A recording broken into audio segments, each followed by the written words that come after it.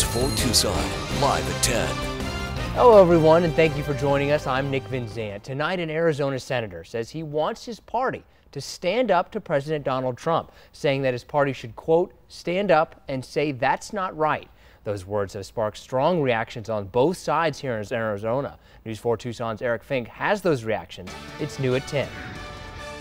On Meet the Press Sunday, Arizona's junior senator taking on the president and his GOP colleagues on Capitol Hill. When the president says things that are just totally wrong, it's responsibility of members of Congress, particularly those in the president's party, to stand up and say that is not right.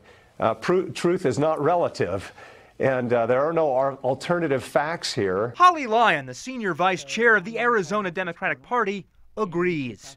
She argues GOP leaders in Washington must serve as a check on the president. It's way past time for some real leadership in Congress.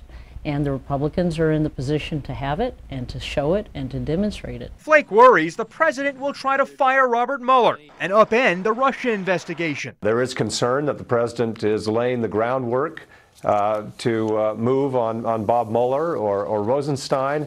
And if that were to happen, obviously that would cause a constitutional crisis. I don't believe in the case of the Russia collusion investigation we've been able to find, after millions of taxpayer dollars have been spent on this thing, any real connection between Donald Trump, his campaign, or Russia, for that matter. Flake will retire from the Senate next January. As for whether he has any presidential plans to challenge President Trump, by and large, the folks in the Republican Party especially are going to say, thanks, Senator, thank you for your service to this country, but we disagree. It's not in my plans, but I've not ruled anything out. I do hope that somebody runs on the Republican side other than the president, if nothing else, simply to remind Republicans what conservatism is and what Republicans have traditionally stood for.